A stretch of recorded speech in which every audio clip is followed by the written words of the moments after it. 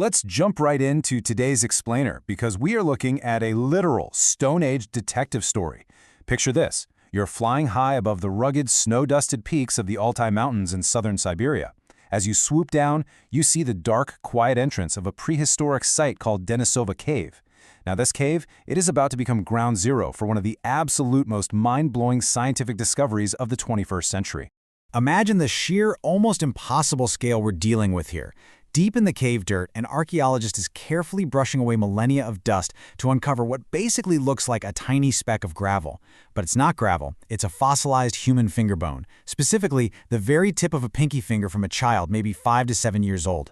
It had been sitting there totally undisturbed in the pitch black for up to 50,000 years. And get this, it weighs less than 40 milligrams. Honestly, it's about the size of a small pea. So who on Earth did this tiny bone belong to? That's the million-dollar question, right? When it was first dug up back in 2008, it wasn't exactly making front-page news. Archaeologically speaking, it just didn't seem like a massive game-changer. I mean, Neanderthal remains had already been found in that exact same cave, so everyone just logically assumed, hey, it's probably another Neanderthal or maybe an early Homo sapiens. But, just to be absolutely sure, they bagged it up and sent it off to the lab. Which brings us to the next phase of our mystery, decoding ancient DNA. In 2009, this little bone makes quite the trip. It goes from a freezing, dusty Siberian cave to a super sleek, hyper-modern lab at the Max Planck Institute in Germany. There, Svante Pääbo and his team fired up their high-tech DNA sequencers. Picture the subtle LED lights blinking away on these massive machines, painstakingly unspooling the genetic code, like a glowing double helix unwinding on a dark monitor.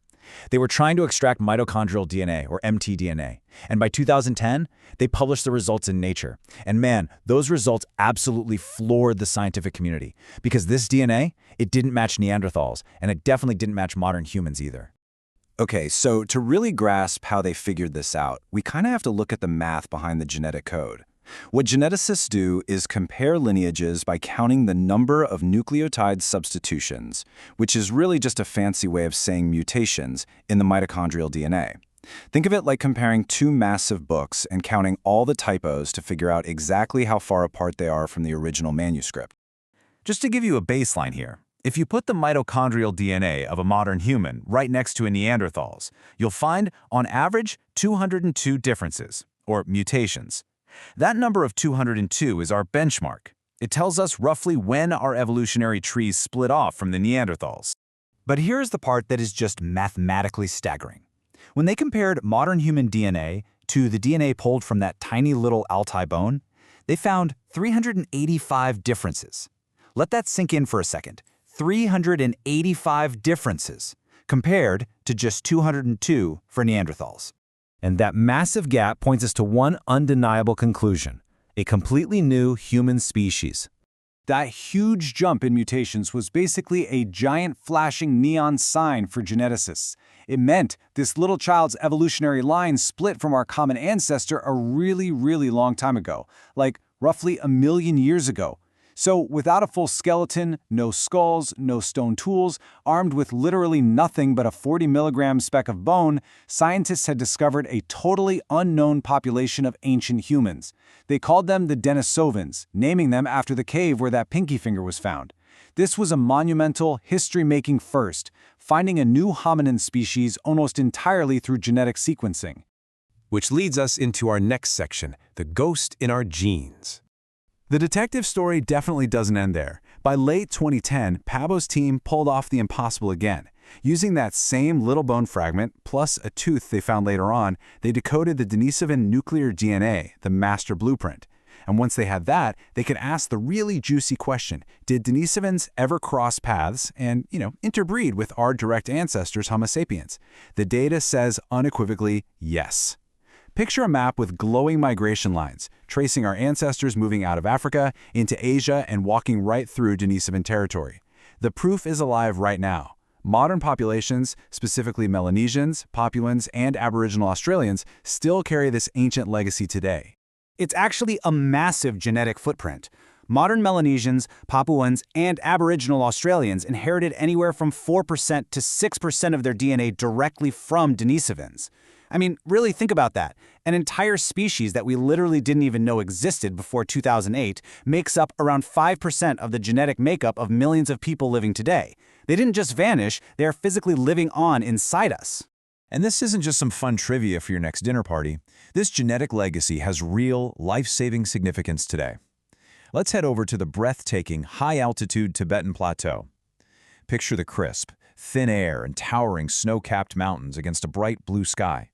Surviving up there is insanely difficult for most humans because there's just so little oxygen. But modern Tibetans? They completely thrive there. And the secret to that superpower is a specific variant of a gene called EPAS1. Let's break down exactly how this works. A really fascinating 2014 study in Nature proved that Tibetans have adapted to these brutal altitudes specifically because of this EPAS1 gene variant, which, you guessed it, they inherited directly from Denisovans.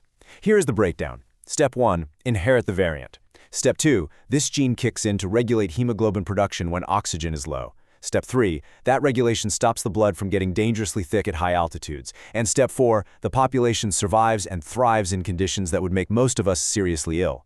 It is literally an ancient Denisovan survival tool passed down to modern humans. How cool is that? Which brings us to this incredibly powerful summary. Science was able to reconstruct the existence of an entire human species that vanished millennia ago but left its genetic mark on modern humans. It is just awe-inspiring. From a literal speck of dirt in a frozen Siberian cave, Svante Pääbo and his team, who, by the way, won the Nobel Prize in 2022 for this exact work, opened up an entirely new chapter of human history.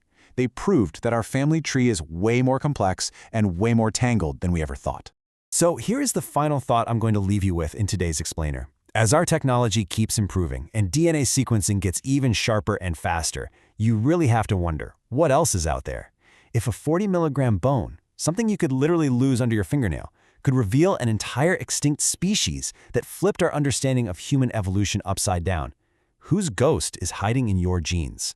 Keep exploring, keep questioning, and I'll catch you in the next one.